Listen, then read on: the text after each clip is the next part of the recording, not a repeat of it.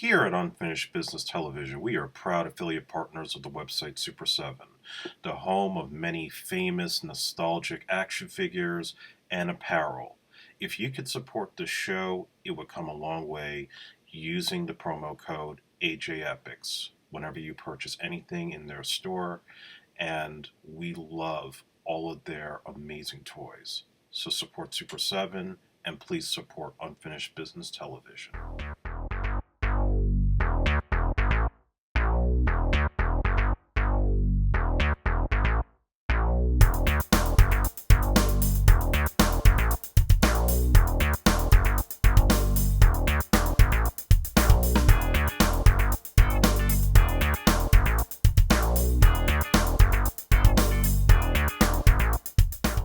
Could all use a little guaranteed all the way action.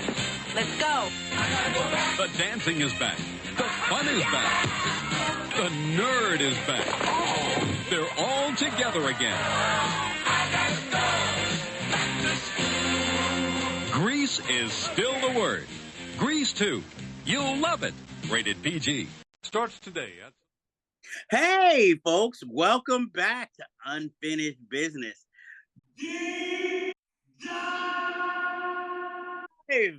The last of the year, or whenever you're watching this, the last for 2024. One of the last. This week, before I even mention the title, hello, I am Jeff Galashaw at Unfinished B1 or B2. Your regular host for this show. Hopefully always.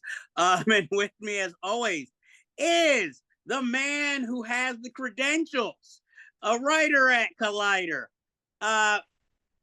owner and runner of AJEpics Productions, Mr. Andre Joseph. Grease is the word. I wish we had a drummer so I could have did the introduction for you. So this week we are talking about a very infamous movie, not a place we used to work at. It is Grease 2. And yes, I don't care. It is my pick. You want to know why? Because even though this movie seems to be universally hated, and I know even Michelle Pfeiffer isn't a fan of this movie, and she starred in it, I freaking love this film. I watched it as a kid. I didn't see it in theaters. I watched it when it used to come on Channel 7 a lot. And ever since, this might have been next to Annie and Willy Wonka, one of my first musicals I saw, and what has made me like the musical genre. Though I should have learned better because, this is a sequel. This film is directed by Patricia Birch, who was the choreographer and for the first film and all the stage productions of Grease. She directed this film, written by Ken Finkelman, and produced by Alan Carr, who obviously was cashing in on the success of Grease being a hit. And this film stars Maxwell Caulfield, Michelle Pfeiffer, Adrian Zmed, Christopher McDonald in an early career role, Lorna Luck. The returning cast members from the first film are Sid Caesar, Dee Dee Khan in a small role as Frenchie.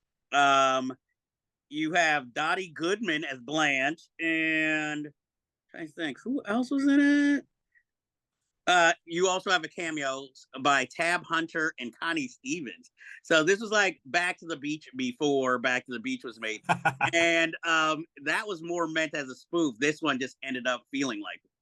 But this one has Stephanie, who's part of the Pink Ladies, who I guess Johnny of the T-Birds is pressuring to be his old lady, but she wants a smooth rider. She wants a cool motorcycle cat who's deeply poetic, even though her and this dude never really speak. But we're dealing with Sandy's cousin from Australia coming into the school and falls instantly in love with her. And no matter all his attempts to try and woo her, has no success. So he learns to ride the motorcycle and invents this character called Cool Rider, official name, to woo her, and to kind of stick it to the T-Birds. Yeah, it's that stupid, but or silly. But you know what? This film is fun. I don't care what anybody says. And I remember like watching as a kid. And you know what? I even own the soundtrack. That's how much I love this movie. And I think I remember the songs from this movie more than I do half of the songs from Grease, even though I do like Grease. Um, yeah, this film, I'm like, come on, Cool Rider. This is some of the most like some of these scenes are so great, and I don't mean that in a bad or silly way. They're just so memorable to me. I admit there's plenty of silliness throughout the film, and an early appearance by Pamela. But at the time, she went by Pamela Siegel, but now she's Pamela Adlon as one of the young pink ladies in training. But I really enjoy this. I'm interested to see Andre. What did you think of Grease Tour? What is your history of knowledge when it came to this movie? I'm going to lay out a disclaimer that might upset or shock a lot of people who watch our show, but I've never actually seen the original Grease from start to finish. Wow. Um, as big, I mean, I like John Travolta, and I think Olivia Newton-John is just a sweetheart with such a beautiful voice. And my God, I wish she was still alive instead of Donald Trump, but that's another conversation for another day. Um, but I know if it's history. I know like the songs because everybody sings them. I have friends who sing the songs, and you know, wedding bands that have covered the Grease songs, and people at my schools that have done the production of the play. So I have familiarity with Grease, even though I've never actually seen the movie all the way through. I've been aware of Grease 2's infamous history for a very long time because I would always pass by it in the video store. Nobody would ever pick it up. And there are obvious reasons for that because everybody just knocks it as this inferior cash in sequel.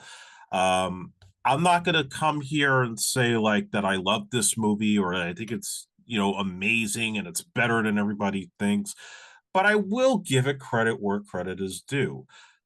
The musical numbers are fine, especially the opening number, Back to School. You have the Four Tops on that. That's a pretty good song.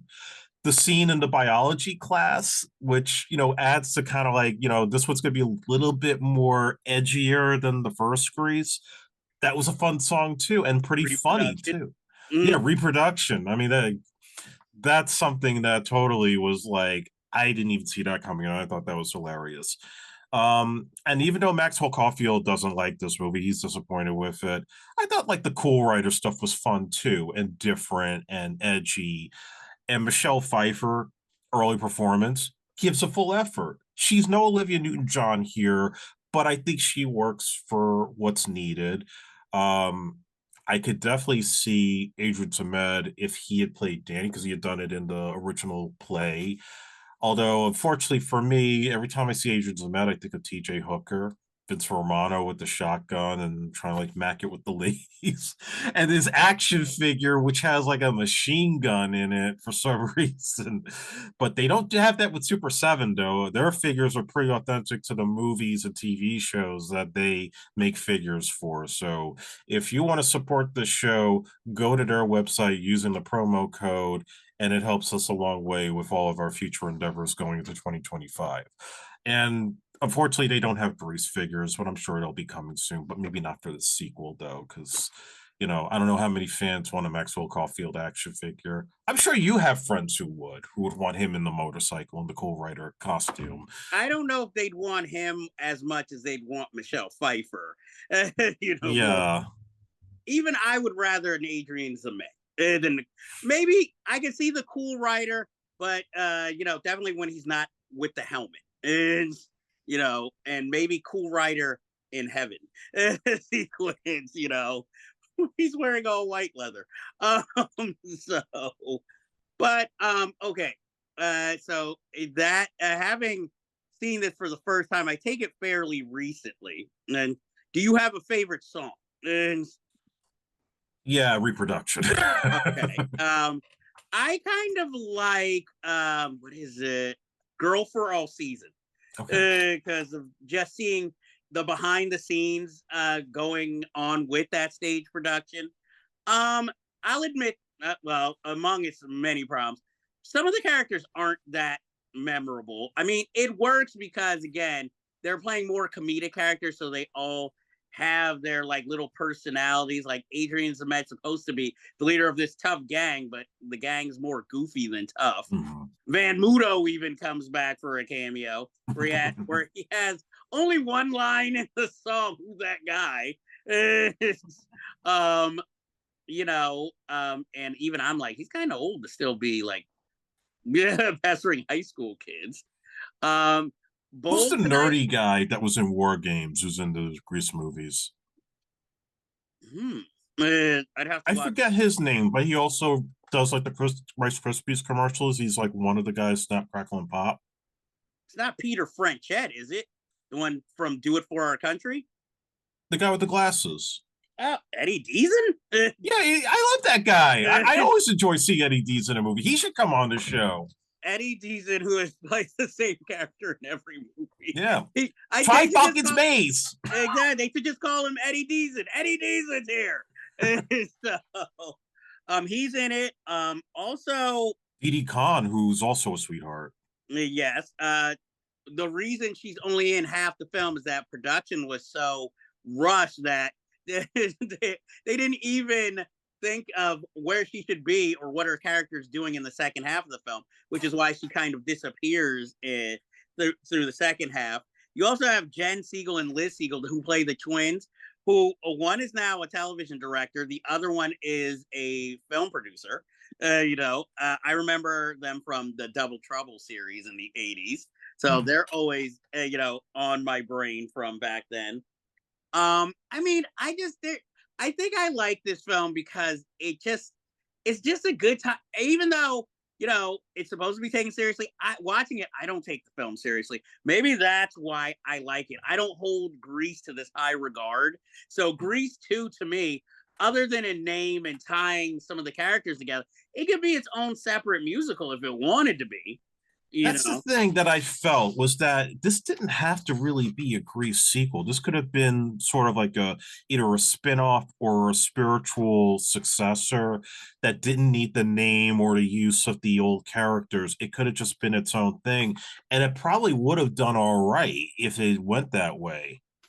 Exactly. And I just felt like, all these infamous musicals that become cult items, I don't know why this did not become one, even though, everybody's like, oh, like you said, it's like, oh, okay, it's a cash in and all that. But it's got its own merits to it. And I feel like people need to, maybe it's, some people's distaste for Maxwell Caulfield because he claims this film ruined his career and he was on the track to be the next Richard Gere. I don't see it, but and I know one of the deleted scenes, which would have ruined the film, was that his character was supposed to be kind of, I guess, helping Stephanie after the supposed death of Cool Rider. But then that would tell the audience that we know he's alive. So it makes more sense for him to return during the luau that we know, he survived the jump. Like I said, there's plenty of trivia on this film, as you can imagine. Well, they wanted Travolta and John back, but they both said no. Well, they felt like their stories had ended. Yeah. They didn't really have a need to come back. I mean, I know Olivia Newton-John almost did, but then she was like, you know what? Xanadu needs more of my attention. So she made that instead of like finding a way for them to write her in here. Tom Cruise auditioned to play Adrian Zemet's role. But the Alan Carr deemed he was too short, which kills me because Adrian Zemet doesn't come off as tall in this movie. No. So I think Tom Cruise now probably looks back and like, thank God I didn't get it. Cher was supposed to play Lorna Luft's role, but she just dropped out. And I guess Lorna Luft was going to be seen as like, oh, we found Liza Minnelli's sister, Judy Garland's daughter, and she's going to play a memorable character. I remember her fondly, but I didn't know of her celebrity when I watched the film the first time. Uh, Debbie Harry turned the film down, deeming herself that she was too old to be in the film. Agreed. Andy Gibb had Mhm. a failed screen test to play the lead, and Jennifer Beals was gonna play Stephanie, Mm. but then she got Flashdance, which I'm sure in the back of her mind she's like, "Thank you." You know, let's see. Well, it's well known for anybody who knows the history of this film. Maxwell Caulfield and Michelle Pfeiffer did not get along in making this film. She thought he was full of himself, which, by all accounts, in his interviews, he sounds like it. Yeah. And you know, this, like I said, this was one of her first big early roles, if not her debut. No, was Scarface first? Scarface was after. Okay, so this was her debut, Mhm. and to me, you know, she's met. I like early Michelle Pfeiffer because both those movies are memorable roles. Obviously, one's more traumatic, but you know, this prepared her to play in Hairspray like 30 years later. You know, They were also considering Timothy Hutton for Maxwell Caulfield's part, but they thought he wasn't sexy enough. well, I've heard he just had a conversation with Alan Carr, and next thing he knew, Alan Carr was saying he was going to star in it, and so he's like, "No." And now that you're like putting my name out there, it was no. It's Well, Alan Carr uh, said he danced in his living room. What kind of dancing? I don't know. It was 1982, so and Alan Carr was known to be a fan of tap dance. So, um, actually, this film did kind of do some good for all those musical fans out there because this was the second in what was supposed to be a four-film Grease Yeah. franchise and a TV series they were planning. But obviously, after this bombed, they had already written the two scripts for the sequels, so they took those, and thus High School Musical was born. You're welcome, young generation. So, and Zach Efron. And while Olivia Newton-John was still alive, they were talking about a third movie with her and Travolta back until she died. Well, didn't they do a commercial together? That's what sparked all the talk. Yeah, they did a commercial. I remember it was in the late 90s. They were on Entertainment Tonight and they put on the old outfits. They drove up to the set with the pink Cadillac. And it was just for, I think it was like the 30th anniversary of the film or the 20th anniversary. And yeah, and Dottie Goodman's in this film playing like Eddie D's in every role she plays. It's always the same type. Yeah. Of character. Andy Tennant, future director of Hitch, is in this film as a greaser. Obviously, he started off his career as a dancer, and I guess unfortunately for Olivia Newton-John, her her ex-husband in the future, Matt Lattenzi, is also in this film, even though she's not. They didn't know each other at the time, but yeah, you know, this wasn't good for her, even though she had nothing to do with this film. The original title of this film was Son of Grease, and you know, it's catchier than Grease too. Who's the father, though? I guess Grease and Alan Carr. I don't know. It's just a name. Like did Bride of Frankenstein? She never married either of them. You know, unless you count The Bride. You know, where you know what's his name? Where Sting's pissed because he didn't get to bang Jennifer Beals. And he fell out of building. So what? Other people who almost played the lead. You're gonna love this as a fan of the '80s. Leif Garrett. Yeah. Popular. Sean Cassidy. Another popular pop star, yeah. Here's the one that took me by surprise. Greg Evigan. I would have liked that casting. Even though I had already liked his singing of the My Two Dads theme song, which he starred in too. Would he have an orangutan with him? No, I think this was his. He was trying to get away from BJ in the band. He was trying to get away from the break. I'd be like, would William Shatner have respected him more on Tech War if he had starred in Grease 2? And Rick Springfield auditioned. Well, he ended up doing his own movie where he showed his pee-pee. Well, I mean, at least with Rick Springfield, we know he has the vocal talent to do it. You know, Yeah. and Don't Talk to would've- Strangers, a good song. it would have been better than him starring in that Stephen J. Cannell detective series. Oh, right. Yeah, that didn't last very long. Exactly. There's a reason. Well, there's many reasons actually, but Christopher McDonald originally auditioned to play Johnny instead of, I think, Goose was the character's name. You want to know who Michelle Pfeiffer beat out for Stephanie? Who? Kim Carnes. She's too old for it. Hey, it was 82. She had a hit song. Lisa Hartman, black. Christy McNichol. She was going through problems then. I would have been like, why? Stephanie looks way too young. This would have been like a Rachel Ziegler West Side Story situation. Pat Benatar, I think she would have been scary, Stephanie, but No. she had the attitude. Andrea McCardle from Little House on the Prairie that would have been cool only because we would have seen Nelly finally make a movie. So let's see, what other trivia did I dig up? Annette Funicello was supposed to play Connie Stevens' role. It would have been interesting seeing Annette Funicello play a busty woman in your favorite song, Reproduction. This was Eve Arden who played the principal's last film role. No, I know some jokers are going to say, no, the film didn't kill her. Hey, this was her getting work at the time, okay? And not having to guest star on a Different Strokes episode. So give her the proper respect.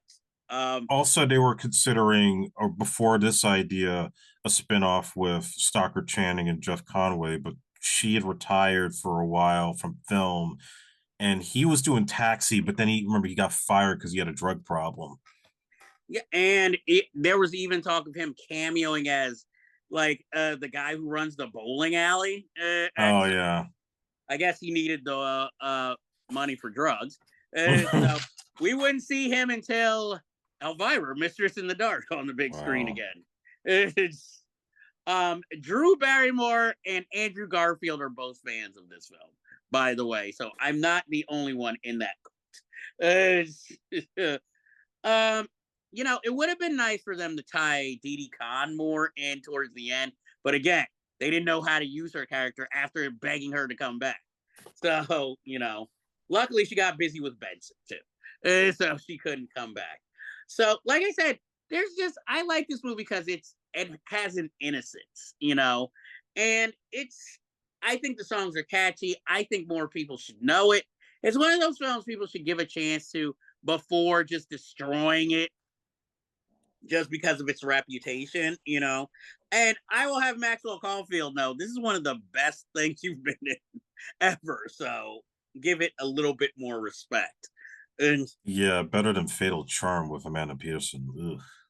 Well, the only other thing I remember Maxwell Caulfield really, other than Empire Records, was the sci-fi straight-to-home video films Oblivion and Oblivion 2 with him and Andrew Divoff and Musetta Bender.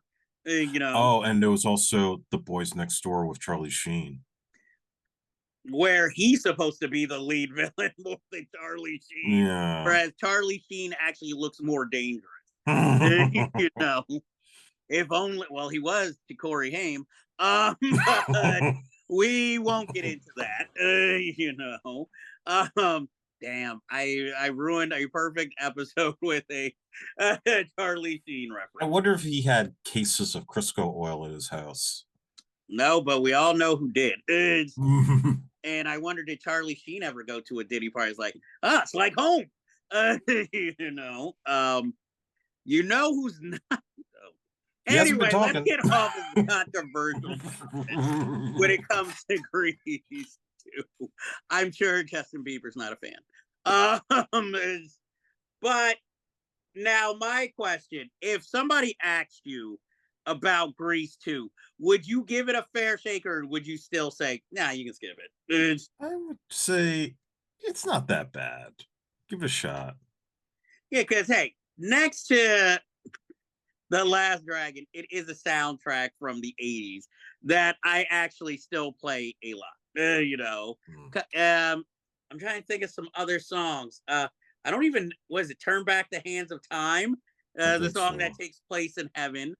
I don't like the Luau song. That's the weak one of the bunch next to the T-Bird song, Driving. I'm like, that's weak. I mean, for those of you who were the Pretender fans at Channel 4 show, this was Peter French X's first film. He plays, I don't even remember his character, Demuto. Like I said, the names of this gang, I'm like, so we have Johnny Goose Demuto. It's like, who's in charge of naming these? Ken Finkelman. So look, I am a fan of this film. I will defend it till the ends of the earth. Like I said, it's not perfect. I'm not even gonna say it's good, but it's entertaining. And Zac Efron, you should thank the stars that this film bombed so they could make your precious High School Musical. Vanessa Hudgens, you can never do wrong in my eyes, so you keep doing what you're doing, girl. So do you have any last words to say about Grease 2? I swear to God that they were actually planning an Atari game for this, and I'm trying to find proof as we speak. I don't know how they would, but Alan Carr being Alan Carr, I'm not surprised. Side note, anybody who wants to, you should definitely check out the documentary on Alan Carr, because Yeah, he led quite an interesting life and is wilder than this movie could ever be. the 89 Oscars, that's all you need to know. So definitely check that out. And I think that's all we have to say about Grease 2. I don't care what you haters say. This is a film of quality. I didn't say what type of quality, but it's a film of quality. And that is it for us here in the deep dive. So until next time, we bid you adieu. If you like this review, please be sure to like and hit subscribe to be alerted to new episodes in the future.